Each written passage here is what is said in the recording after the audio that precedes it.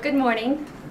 Thank you, Organic Consumers Association, Regeneration International, and to all of you for coming and joining us this morning to learn about really the extraordinary potential of soil carbon. My favorite new quote about soil carbon is it's the black gold that makes everything work. And as we've seen from our previous speakers, it really does underpin the system, the water system. It supports biodiversity, pollinator health and habitat, and so many other functions, including climate. But who knew? Who knew that soil and climate were connected? This was the great mystery that was kept from us. And what's so, I think, empowering and hopeful about this topic is it allows us to reframe the conversation. So we have this thought that our relationship with nature is this zero-sum game where we're always extracting and losing. But if we reframe this and think about nature as our partner, and nature wants to be our ally, then we can harness that incredible energy that certainly outmatches our energy. And even though as a species we're very impressed with ourselves and our technology and our gadgets, nature has us beat. So we really do need nature's, we need her on our side. We have to stop this war on nature. So I just wanted to pull this together at the end with a few thoughts. And I have a couple of slides, and Chris is very kindly helping me with them. So we need to scale these solutions that we've been talking about this morning. And we need the political will to deploy them because we have the solutions. So if you leave here today and you learn only a couple of things, one, soil is a living ecosystem. Two, we have the solutions at hand. We have them right now. We just need to really scale them up. And this is happening. And I'd like to give just a few examples of different initiatives that are already at work.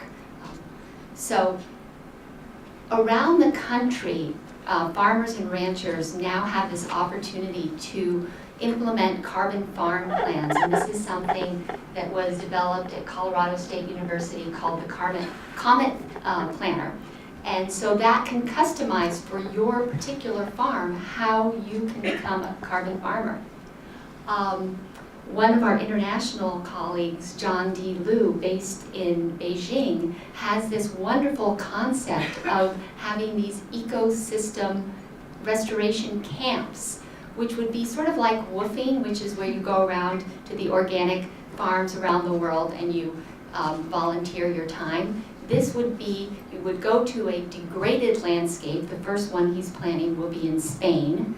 And you can stay 2 weeks or 2 months or 2 years and give your labor, and in exchange you would help take this degraded landscape and over time regenerate it. So John envisions this network of such camps, and places that are highly degraded are the ones that offer the most potential for carbon sequestration. Then there are a couple of state initiatives.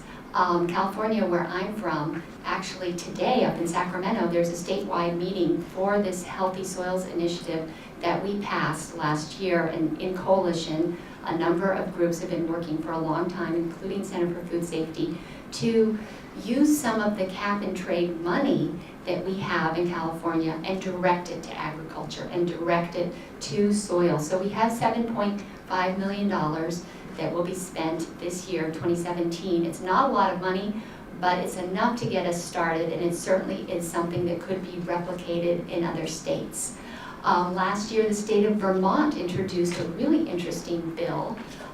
It wasn't passed, but nevertheless, the concept of introducing something that talks about regeneration, and this is a certification program that farmers could apply for, and so that when you buy that product and maybe products look the same. If you have that seal on it that says that this was grown using carbon farming, you would opt for that. There was also some things going on in Hawaii that maybe are premature to mention, but as an island nation, or an island state, and as a tropical one, they certainly need to take the climate threat very, very seriously. And then lastly, the French government unveiled last year this really exciting voluntary initiative, 4 per 1,000, which is open to organizations and governments, and you don't have to be a national government, you could be a state or local government and sign on and commit to restoring your soil carbon through any number of methods, including agroforestry, agroecology, perennialization, holistic planned grazing, and so forth. Last slide. So then at the federal level, there are many opportunities. It's just a way, again, of thinking about things slightly differently. So we have this wonderful national organic program. It needs to be funded because as we heard from Will and from Chris, organic is, just by its very definition, more climate friendly. You're not having, pesticides and herbicides and fungicides are very GHG intensive to produce in the first place. They also kill the soil microbiology and pollinators and all sorts of things that they weren't intended to kill. But that makes it more difficult for the soil to hold the carbon. So we urge you to please support the organic programs. Municipal composting programs. Composting is a very climate-friendly activity. Crop insurance certainly needs reform. I see Laura Bryant out there from NRDC who is working on that, so if that is your interest, please see her.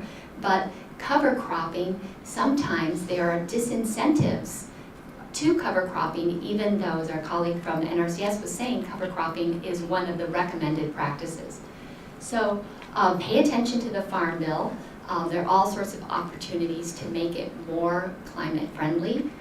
And finally, just recognize that it's not only about energy. Energy is certainly a very important piece, and nobody's saying that we don't need to reduce fossil fuels. We certainly do, but we need to also simultaneously be rebuilding soil carbon. So thank you very much, and I just wanted to show our 4-minute film that, as Alexis mentioned, was initially screened in Paris last year, where we actually had the honor of bringing Dr. Nichols to do a presentation there. She even had special French soil that she used in her water infiltration demonstration. But this film sort of strips it down to the basics, and it is available on our website and on YouTube as a resource, so please feel free to share it among your colleagues. It's now being used as a teaching tool in many countries, including Finland, Zimbabwe, China, all sorts of places, and it's available in many different languages as well. So thank you very much.